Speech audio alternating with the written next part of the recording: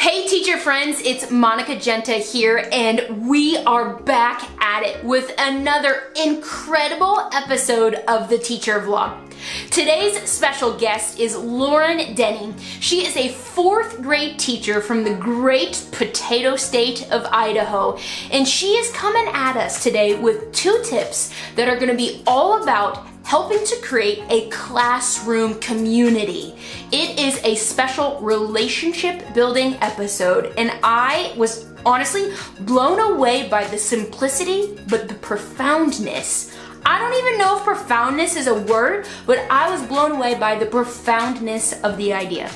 Now, friends, stick around at the end of the episode because I've got a bonus idea to share with you that is totally connected to what Miss Lauren Denny is throwing down at us. So, without further ado, let's get to the episode.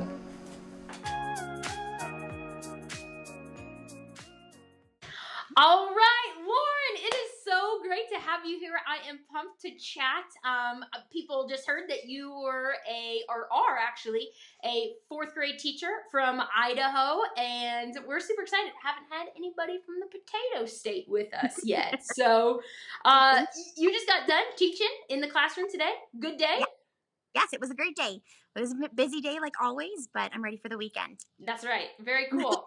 Well, I'm pumped to have you on the show because you are talking about something that is absolutely near to my heart. I feel like it's rooted in building relationships with students, and it's all about creating a really powerful classroom community. And I'm just super pumped to chat this out with you and hear your tips. So why don't you go ahead and throw your first one out there for us? Okay, so my first one for you all is to become a community building classroom would be to integrate a small community builder every single week. So that is something that I have tried to incorporate every week, even from the very beginning of the school year. Mm-hmm. Our whole year is always just community builder. We need to get together, but we don't always continue it. So I've noticed that once I continue to use those community builders, it's completely changed my classroom community. Mm-hmm. So my first one for you is something that in my classroom we use highs and lows. And essentially it's just where kids sit around in a circle and they share something good that's going on in their week and then something that's kind of a bummer. Mm-hmm. And so we always start with the high because we always want to think on the positive side. Yeah. And then the low. And so then that way we can have a community conversation where as a student is sharing, they can say their high and we can relate to them by showing them like a sign like, oh yeah, that Mm-hmm. happened to me too. And they can have that conversation outside on the playground. So we're building those fostering relationships. Mm-hmm. And their bummer or their low of the week is just something that maybe we all just need to know. Maybe we just need to know that she's a little bit grumpy today because, you know, her dad had to leave for the last week. So we can just kind of talk on more of a raw Mm-hmm. level. And that way we can kind of understand each other a little bit more. And Mm-hmm. that I have learned so much about my own students, and I know that they learn about each other as well. Yeah. So that's my. And I love it. I love that it's not just this thing that we're doing at the beginning of the school year. Like, that's a really good point because I think now probably more than ever, teachers are finding the importance in building relationships first before getting to the content. But it's that continually doing it like every single week. That's fantastic. Just in that mutual support. Yeah, I always share mine as Mm-hmm. well. Just so then that way they can still learn about me too. Because you're a real person. It's the craziest thing, right? Like, teachers have highs and lows too. Oh my gosh. It is true. Yeah. All right, cool. I love that. So that's connected to a concept that I refer to it as the awesome of the day. And so to hear that classrooms are doing that and sitting in a circle and talking about the awesome and then like the not so awesome, I think that's important. Very cool. The other thing, which I think is just really, really cool is like it's a strategy board. So tell us a little bit more about that. Exactly. So it's a strategy board. I learned about it from a differentiation conference that I went to. But it's basically just teaching students how to work within a group. And so we just throw them into groups so many times, and we don't teach them what are great ways to be in a group or getting projects done. Mm-hmm. So I always start the year off with just something really basic of a group work, and then I ask them 2 questions. I say, how did you get the project done? And then what got in the way? Mm-hmm. And so I those 2 questions, and then, they'll have tons of different ideas of what made it work. And that's what we write down. So I have a board for you. Yeah, show us. Okay. Okay, So, yeah, we can see that. perfect. So on this board, we talk about, it says, oh yeah, we shared ideas, or one person wrote down all of the ideas, or we all had to agree on the idea before it got written down.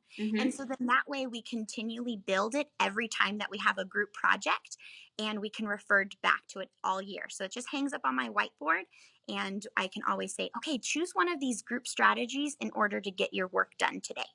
And I love it. It's being strategic about creating a strategy. Like, that's genius, right? Like, I think sometimes are really just random about the way we group kids together, but when you can be strategic and then have kids come to the drawing board or the project table or whatever it is with the strategy in place, like, hello, that makes sense. I love it. That's fantastic. Will you put that strategy board back up there? I know the viewers want to screenshot this. They're going to rip this off. Everyone hit that top button in the middle. Screenshot. Yes. Okay, cool. Perfect.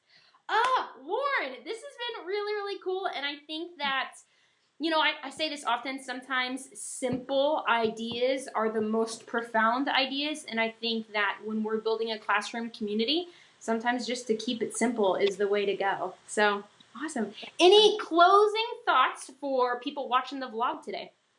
Well, I just think that just keep doing what you're doing. You're in there for a reason, and you always say, be awesome. Continue to build those communities, because they're going to go out into a community of their own, and they need to learn how to work with other people. They need to be open-minded and share ideas with one another and be raw with each other. Yeah. And I definitely think that that's something that they're going out to become leaders. And so that's what we're trying to build within the classroom, so that they're ready for the real world. Yeah. So it starts within your classroom.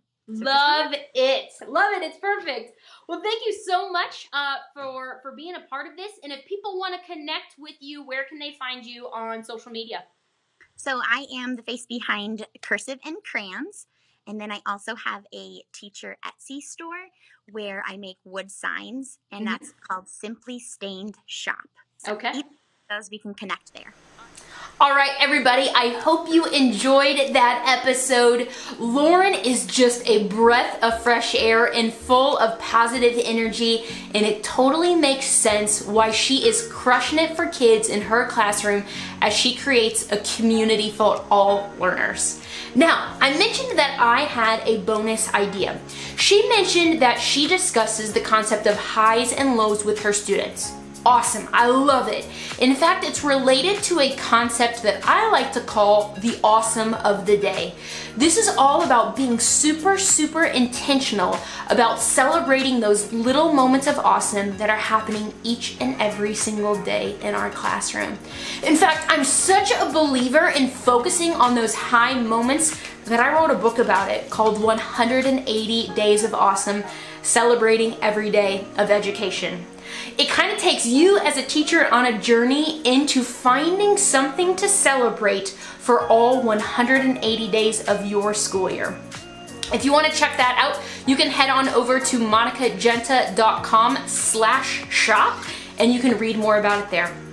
Friends, thank you so much for being a part of today's episode. Like, share, and subscribe. Make sure that you are getting these tips and tricks into the hands of other teachers so that they can crush it in the classroom.